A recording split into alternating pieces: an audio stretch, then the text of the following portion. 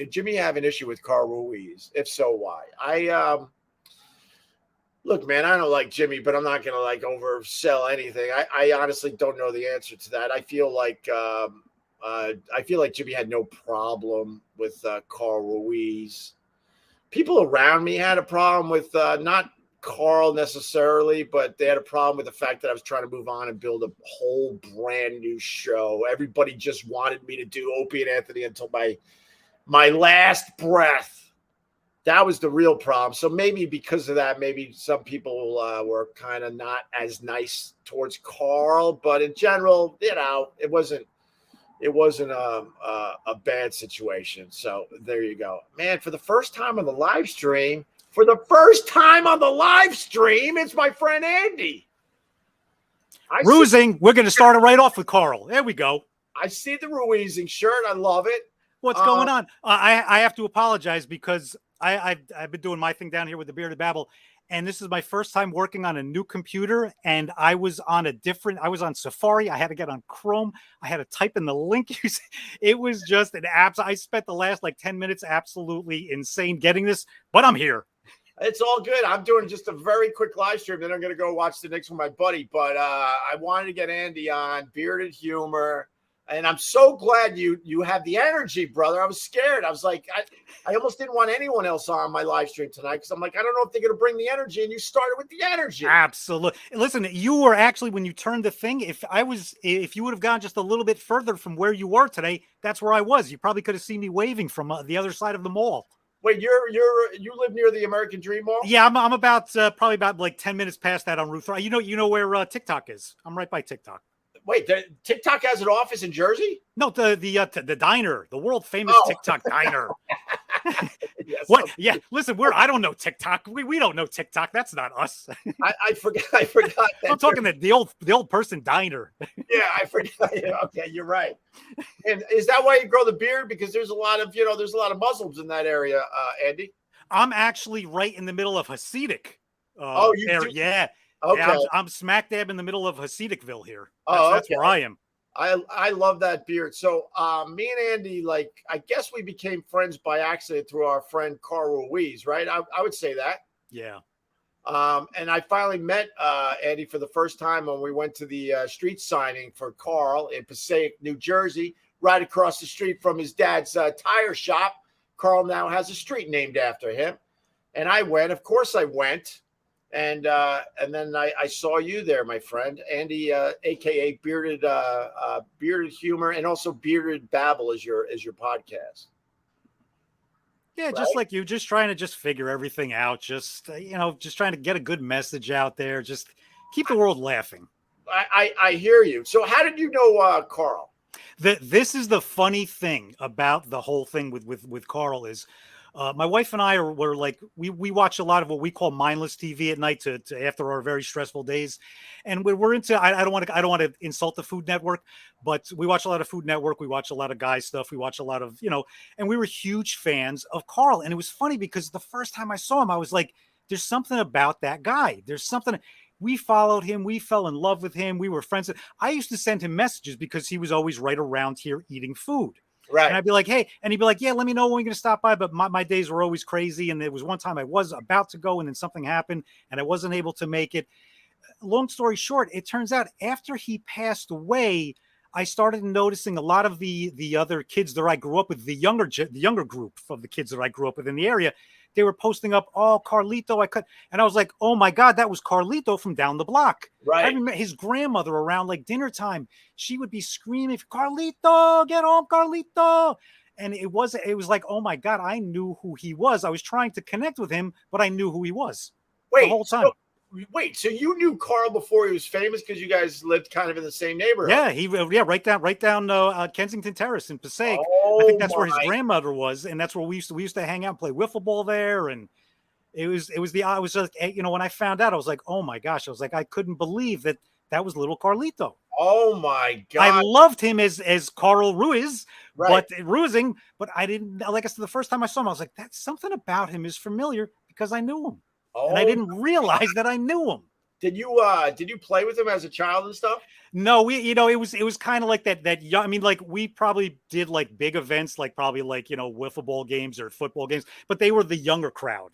Right. So the older kids. The older kids stayed away from us. We stayed away from the younger kids. There were so many kids in this neighborhood that we grew up in. It was insane, and it were just all the little groups. We all knew each other. We all crossed each other's paths. But again, like I said, it was like, oh my gosh, that's Carlito. Oh my God! So you're basically a childhood friend of his, technically. I mean, you guys ran into each other here and there. Kel with the $2 super chat. Thank you. If you had to be a diff, which produce would you choose? You've seen me talking to the vegetables, Andy. Which vegetable would you be, first of all? I think I would go jalapeno. Yeah, I think because it keeps me awake. It keeps me regular. That's I want to, me. I always have to be different. So I think I would have to go with the tomato, which is officially a vegetable. Officially a fruit. So now, what is there's a very interesting story about. Isn't there something about when the Italian immigrants came to this country? Wasn't it like switched because of taxing or money or something like that? That it was from a vegetable to a fruit. Wait, is that the story? Because that, I never heard that, but it makes total sense because it's so stupid. Because the tomato is a vegetable. I don't care what scientists say with the seeds and all that. Shut up. It's a vegetable. It's a very weird. It had something to do with when the immigrants came here. Right. I guess they were allowed to, bring the tomatoes in with them, or I don't know what it was, but there was something that I guess they realized they were losing money, and if they made it, if they switched it, that they could make money off of it. Man, I'm gonna look that up after we're off the air. Now, you said in there you have very, very stressful days. What do you want to say about that, Andy? I'm a special needs parent, and it's just I look at life a lot differently. I'm inspired by a lot of things. I've been very inspired by you lately. I listen. I was a huge fan back in the day, of all shock jock radio, of all talk radio. Right. With my journeys, I actually got to know a lot of the people from Z100 over the years, coming to the special hospitals that we lived in with my son and stuff like that. But was a fan of yours. But when I started picking up on you again, it's your energy now. It was your energy. It was your fun energy back then, but it's your energy now. It's a change. We all grow, we all growth, we all want things for ourselves, for those around us. And it's just the positivity and the laughter and healing. Right. I think that's a big thing that we're all trying to do. Like I said, I've been living this life 18 years. My son got sick 18 years ago. And it's been every day. We basically live in post-traumatic stress every day. But thank goodness, due to laughter and due to great people that we have in our lives that bring the good energy, we make the best of the day. And we make it the best we can. Right. Your days are long and tough. Do you tell people what's wrong with your son, or you just say special needs, or? It's that like I said, I mean, if you check out the Bearded Babble, you can go to jadensjourney.com. Yeah. There's a lot of things. He was stricken with bacterial meningitis. It was about 19 years ago. He suffered 2 strokes. Since then, he's had incontrollable seizures. He was left a deaf mute. He had total right side paralysis. He's overcome most of it. And it's a roller coaster. The past couple of weeks have been difficult, but we never know. We're starting to come back up again. That's why I reached out to you. I know we've been trying to hook up for a while. Yeah. And this is always my life. So I was just like, finally things are going good. I got to just jump on it. Well, there's a lot I want to say in there. First of all, for the people that don't know, Andy's the one that is making those really, really funny thumbnails for my videos, but he hasn't in a while. And I know when you have to tap out, and I just like leave you alone. But I know you've been going through a lot the last couple of weeks. And I got to tell you, Andy, I haven't said this to you personally, but I'm going to tonight. You're an inspiration to me, like how you go through life and how you got real struggles with your son. You include him in everything. He's still obviously part of your family, which it should be, of course. And you always have a smile and a sense of humor about this incredible chaos that is going on around you in your house. And it makes me think that I'm a piece of crap when I think about the dumb little things happening in my life. I'm like, look at this, Andy. Like, and you'll tell me stuff from time to time, and then I'll check you out on your social media, and you're just laughing your way through these these crazy days, and I think we could all learn something from that, my friend. I appreciate that, and I hear that all the time, and it doesn't bother me. But we all carry different weights on our shoulders, and no one should. And like I said, I understand when I get that, like, oh, I don't want to complain to you.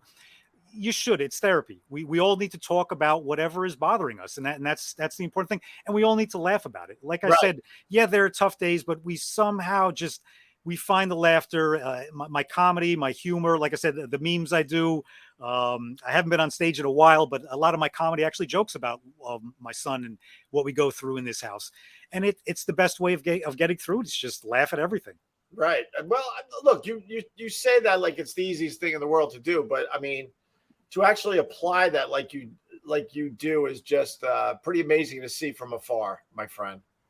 Somebody just asked about cannabis. Absolutely. Cannabis we use for my son. He has a medical marijuana card here in New Jersey.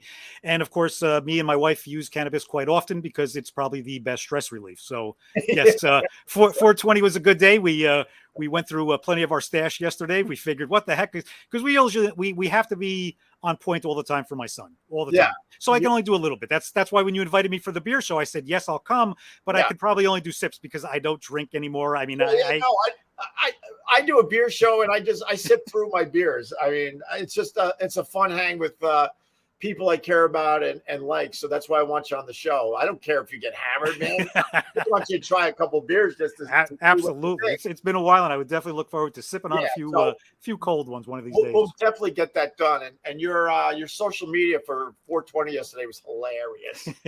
Oh my God! How long have you been growing that beard, Andy? I pretty much always had a goatee.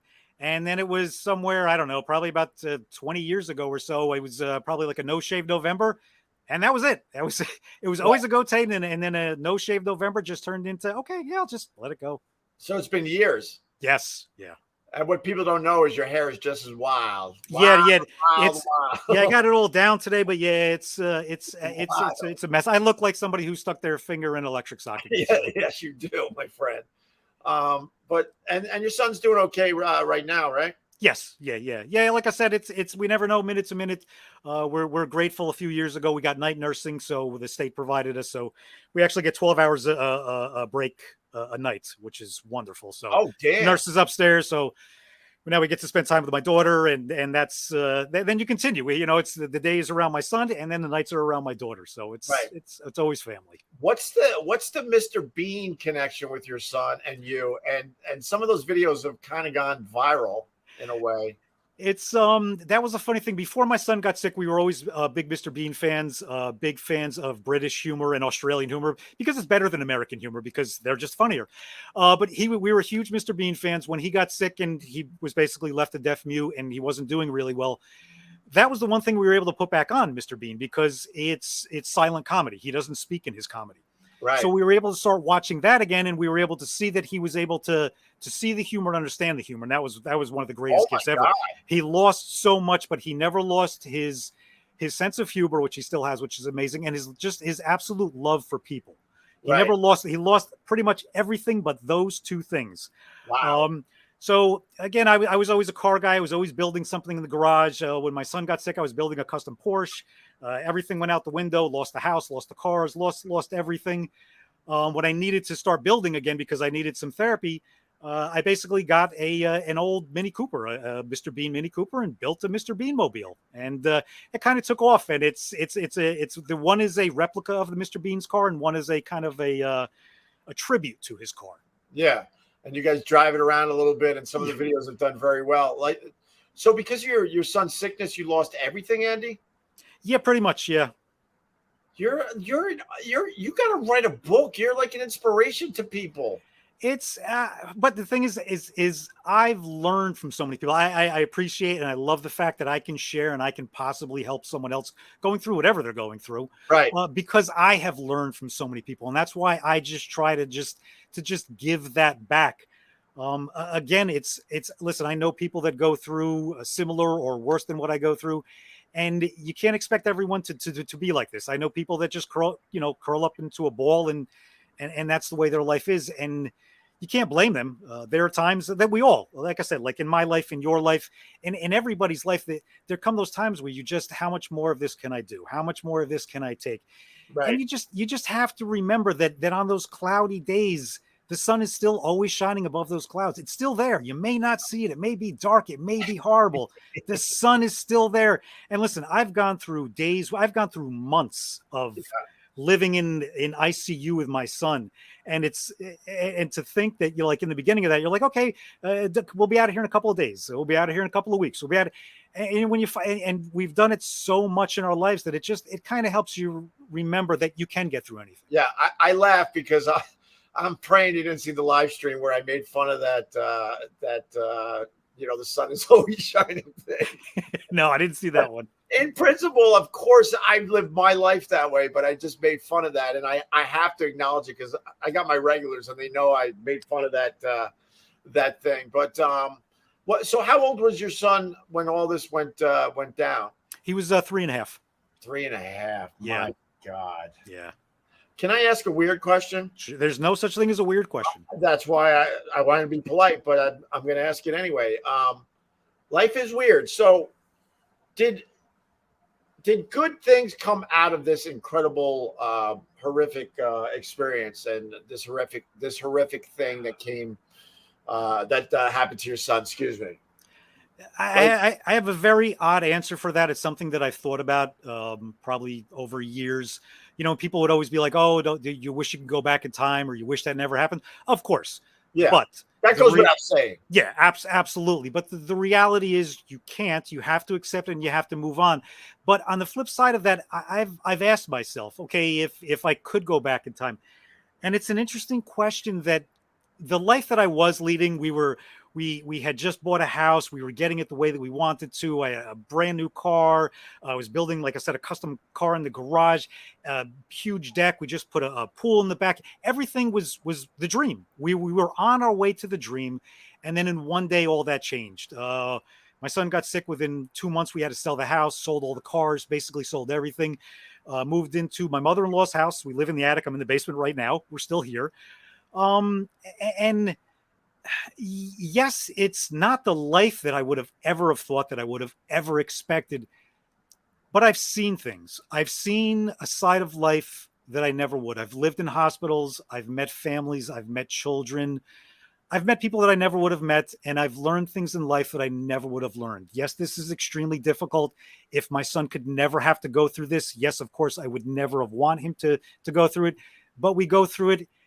And I try to find the positive. I try to pull the positive. I try to just look for the good in all you can, because I can sit here and I can tell you about a lot of the days, and I can just ramble about the bad. Right. I can go on and on for hours about the bad. Of course. But what is that doing? That's bringing me back down. It's going to bring you down. It's going to bring Corn Diff down. It's going to bring everybody down, and we don't want to do that. We got to try to bring everybody up. I mean, just look at the world. That's all I have to say. It's insane. See, I gotta be the guy though. Like, you're so inspirational. Like, you say all this stuff like it's so easy to do. Like, you're literally unbelievable. I felt an attraction to you immediately because I'm like, this guy's energy is absolutely insane. But what he's been through. But listen, you know the reality of it. Listen, you've been through some high highs and you've been through some low lows. Nothing like that. That's what I'm getting at. How many? Listen, I'm the same as you, and I'm the same as pretty much everybody else in here. I have those days where I'm just like, I can't do this anymore. I have those days where I just want to punch something, but I don't. I have those days where I scream into a pillow or something like that. We have them. We're all human. Right. That's. Well, how do you get through that when you're feeling that at your lowest low?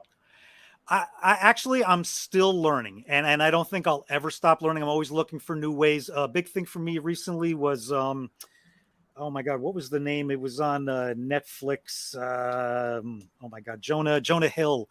Oh my God, that was such a great documentary. Yes.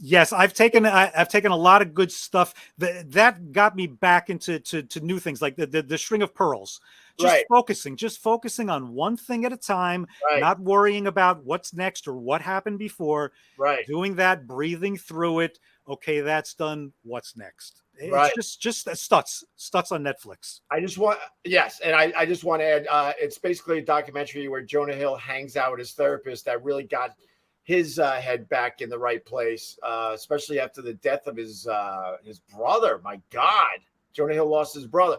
I think I have a bond with you because I think you remind me of my not that you're old. I don't even know how old you are, and I don't care. But you remind me of my dad, and I'll tell you why. Because my dad went through incredible tragedy in his life. He lost two kids to crib death. He lost his wife at a very early age. She was only in her 20s, I think.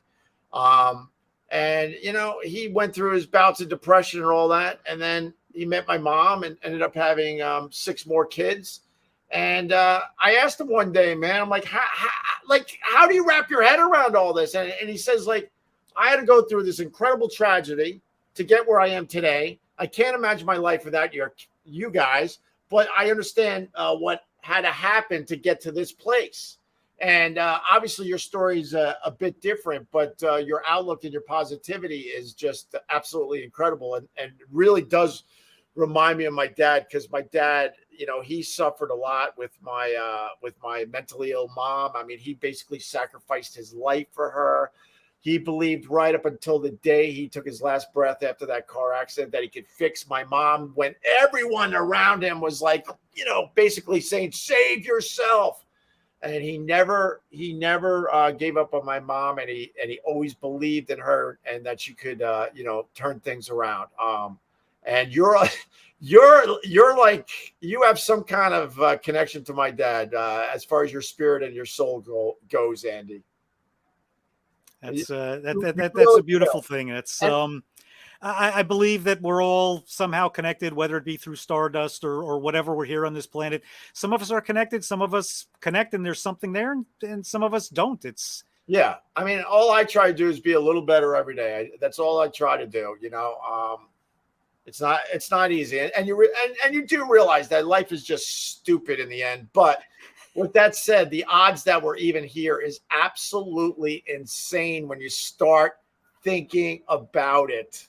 There's no, there's no way we should be here. Basically, you want to talk about winning the Powerball? You know, just being born, the odds of you being born are way higher than winning a dumb Powerball somewhere in this country. just floating around on this rock through space. That's all we're doing. Do you understand, like, every person in your family tree had to survive? First of all, they had to survive through all sorts of world wars and famine and diseases and earthquakes and floods, and then finally then it comes down to your parents, and they had to have sex at the exact moment, and that's the only reason you're here. It's crazy. Oh, and that's another thing we had talked about a while ago too. We got to get into my adoption story one of these days, Oh, that's right. because that is, You know what? Wait, let me write my friend. I'm gonna be a little late. Let's do the adoption story, please, and then let's start our weekends together. Absolutely. You know, let's just all start our weekends is what I meant to say. Hold on. I'll meet you at 8. I'm gonna just tell him I'll meet him at 8:30. I think tip off's at 8:30, but that's all right. I'll meet you at our favorite bar at okay. So yeah, how did the adoption thing go? I was doing some kind of crazy live stream. I'm trying to remember what I was doing, but then it led to you reaching out to me and going, dude, you gotta get me on that thing so I could talk about my adoption. But I forgot the backstory, how it led to that. What was it? I'm gonna try to get into. I'll try to keep this as no, but short. I mean, but what was I doing that triggered you to say, "Oh, I got to tell him my story"? I think, like you said, I think you had something about adoption stories, and I think you had asked about an adoption if you knew anybody like when adopts. It was something with adoption stories, and like I said, mine is it's interesting to say the least. All right, let's hear it. All right, so basically, I always knew as a child, you know, my parents always told me that I was adopted. I always knew. I had like books, and it was as a kid, I was just like, you know, you always kind of like wondered. And as I got older into my teens, I had asked my parents, and basically what they had told me is I have an older sister from my parents. I believe it was my mother's health issues that she couldn't have another child, so they wanted to adopt. At the time, they again here they were here in New Jersey. The laws around the tri-state area were extremely difficult, and a lot of cases were they were losing the cases, and the children were going back to the birth families. My parents didn't want that. They reached out. They found Florida didn't have that rule. What basically happened was they set everything up. Now I'll give you the one side of the story, then I'll give you the other side of the story. My parents were notified that there was a child being born to come down, that was going to be their child. They flew down, they went down to Miami-Dade General, they signed a bunch of paperwork. They never saw the woman or anyone of the family. And then I was handed over, and then 3 days later, I was on a plane back to Jersey. Okay, what happened in Miami? Real quick, my birth father. Now, okay, my name is Andrew. My name is Andrew. Like I said, my family knew nothing about the birth family. My birth family's name is Andrews. My birth father's name was Byron Andrews. He ended up changing his name to Andy Andrews, never knowing anything about me never knowing anything about them. So again, what Byron was doing at the time, Byron was he drove a boat for the Rolling Stones. He was smuggling cocaine. Oh my He God. had a porn shop. There was a lot going on in Miami. My birth mother at the time knew I had three other birth siblings. She knew she did not want to bring me into the family. She was on the beach that day. She basically told the family, there was a friend there with her. She basically said, we're going to go to the hospital. I'm going to have the C-section. We'll let you know everything that's going on. She had it all set up. She basically then told them that I died. Oh my God. Yeah. So my birth family, up until I think my 19th or my 21st birthday, she told them the truth. Now, it was shortly after that my wife and I were getting married. We were looking to have a family. I wanted to know my medical history. So that's when I hired a private investigator in Florida. And then that's when it turned into this. That's when I really found everything out. I was born in Miami-Dade. Miami-Dade, they destroyed all the files. It took him months to find anything. But then when he started finding things, he started finding, criminal records. He started finding that my birth father may have been in a Mexican prison for a couple of years before he was brought back to America. Yeah, it was. And the funniest thing about the whole thing was that night that my wife and I were getting the information back from the private detective in Florida, was he goes, okay, I'm going to send you a picture of your birth father. He sends this picture of my birth father. And Opie, I swear to you can ask my wife this. When I first met her, like I said, I had a very small goatee, maybe. I may have even been clean shaven. And I told her, I said, just so you know, if we end up together, I'm going to be a long-haired, long-bearded guy. That's who I'm going to be. When he sent us this picture, it's basically what I look like now. Wow. That's the most amazing thing. And then to meet your birth family, to find out similarities that you have that you never even knew about. It was just a very interesting story. That's a hell of a way to get brought into this world there, Andy. Yeah. Oh my God. And you're in touch with them to this day? My birth parents have both passed away years ago. My wife and I actually went out. We actually met everybody. I'm in touch with my siblings, and I also have a half brother. I have two sisters, a brother, and a half brother. So we all stay in touch through social media and stuff like that. My nieces and nephews, absolutely love them. So it's weird that you have a connection with someone that you never met because you still have that connection. So did you do 23andMe? No. Oh, okay. Because your email would just light up. Your email would just light up. We think we found another match. Yeah, I don't even know what that would be. That I'm possibly thinking of that. Yeah. Oh my God, what you would find out with that. Man, Andy, geez, you came on like a ball of fire here. It's ruising. That's what you do. Ruizing. Yes, I love it. I miss my dear friend. I miss him so much. I'm still not even close to over it. I suffered some serious depression after he died, and then Vic died 6 months afterwards. Yeah. It's great to see that you constantly put up the clips, though, to keep the memory alive, to keep the laughter alive. I mean, it always, even though they're not here, it still just brings the joy and the smile that their energy is still here. Well, I mean, you get there's just jerks everywhere. You know that. And people try to spin that crap. And it's like, first of all, Carl and Vic would want it. They would want their names to be kept alive as long as possible. And then I hear from their families like, thank you for doing this. And I'm like, of course. It's the least I could do, man. Those were my boys. Yeah, just because they're not here doesn't mean their energy doesn't have to be here. We can keep that going for as long as we can. Absolutely. And I'm editing all the time, old radio shows and stuff. And I'm lucky that I got these guys on tape and it's crystal clear audio to the point you feel like they're still around. It's weird. And my wife, she'll see it because I'll be editing and I'll be laughing my ass off because it's bringing back memories and I can hear Carl and Vic's voices. And then all of a sudden I'll turn and then I'll just get deeply bummed because I'm like, oh, that's right. I almost forget sometimes. You go, oh, that's right. They're not around anymore. Let me ask you a question because this is something that I was discussing with my daughter about this. We've been having a lot of discussions about AI, and they're saying in AI now, if you take old footage of say like Carl, and you were to put it into something, that AI could basically create. I mean, of course, it would never be him, but they're saying you could almost have conversations. Now, what do you? I mean, that's kind of weird, but it's interesting at the same time. I'm reading more and more about this AI. It is here. It is happening. They're not going to be able to slow down the technology. They wanted a pause on the AI because they're really scared of its capabilities. But the rest of the world isn't going to stop. So America can't stop because this is a very dangerous thing if you don't use it properly. I mean, countries can use it against other countries.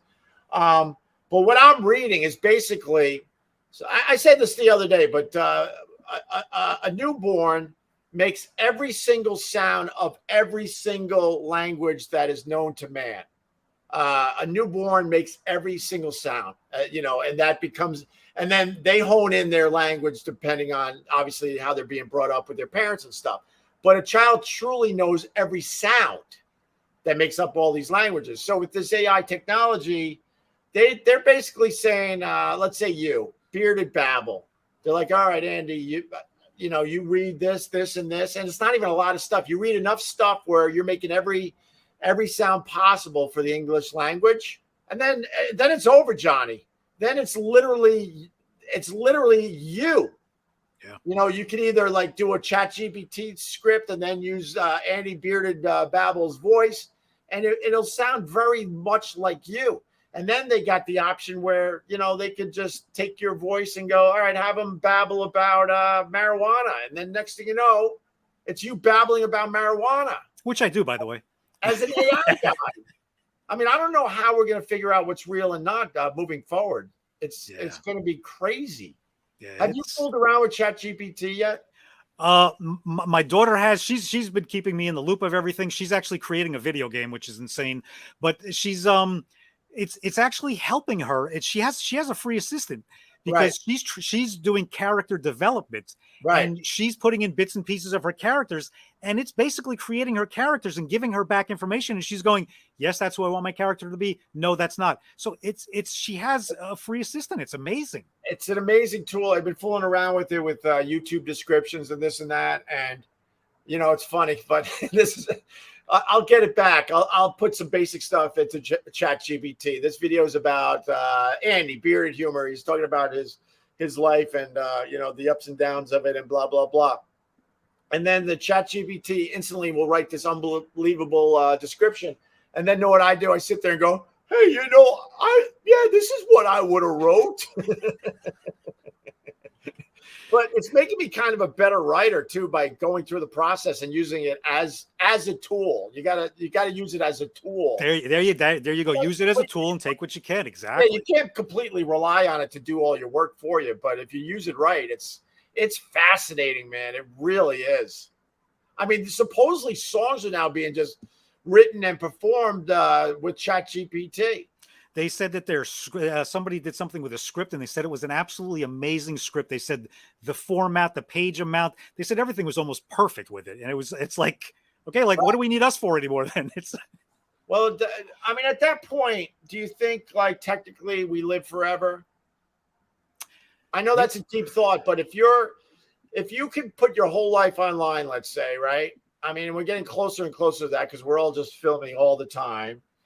And then you got an AI program that you can really keep adjusting as you go. couldn't you have the essence of a person that just could easily live on with almost new thoughts and current thoughts based on the relationship you had with that person? Like, let's say my dad, if I had enough audio of my dad and video of my dad, wouldn't that mean technically at that point you do live forever?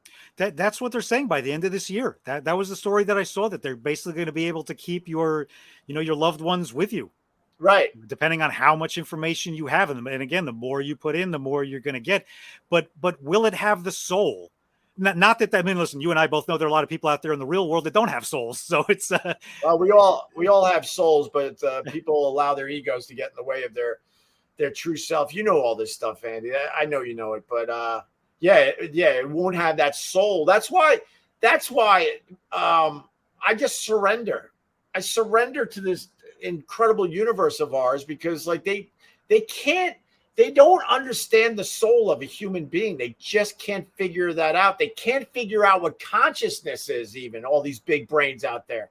They can't wrap their finger around it and explain it, what actual consciousness is. Listen, I can tell you from experience, my son has had numerous brain surgeries, serious brain surgeries. I've sat down with some of the best brain surgeons in the world.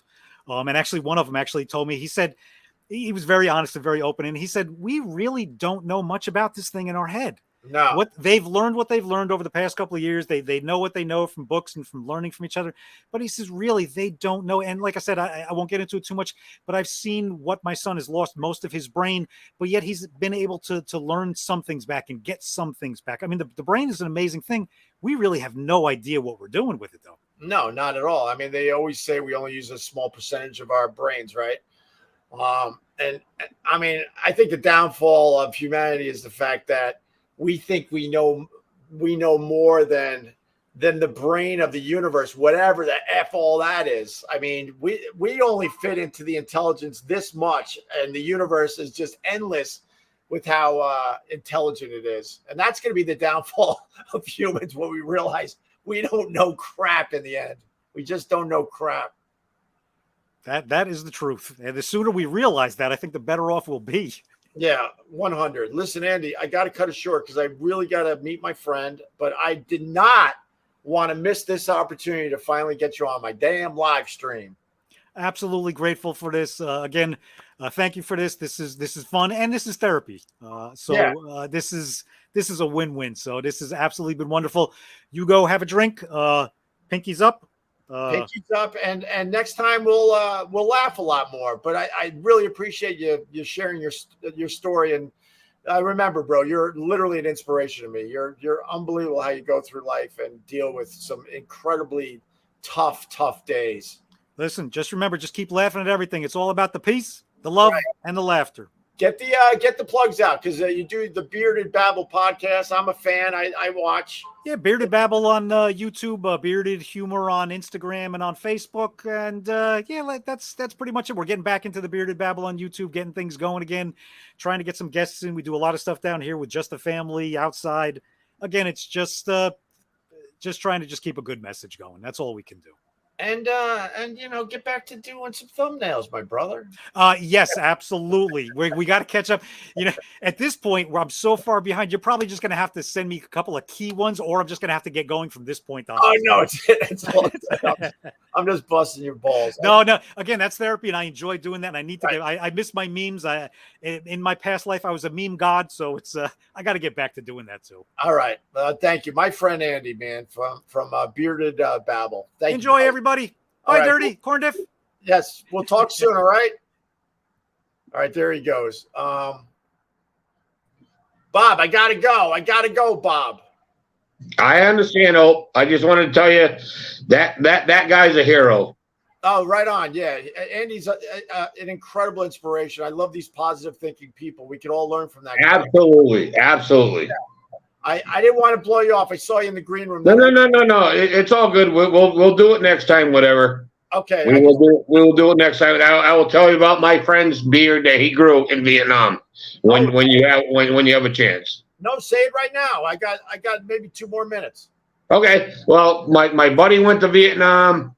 Well, he wasn't my buddy then. He was a lot older than me. But whatever. He went to Vietnam after my dad went. He went, and he said he would never shave his beard ever with his buddy. He said, we're not going to shave until we get out of Vietnam. And his buddy never made it back, and he has a beard almost down to his belly button. To this day? To this day. To this motherfucking day. Oh, to this mother effing day. Yeah, he does. See, the world needs more loyal people. God damn it, that's cool as F. Yeah, it is. It is. Whenever I see him, he holds onto his beard. He goes, "Yep, that's for whatever his name was." He said, "That's who that's for." Wow, is that a great story?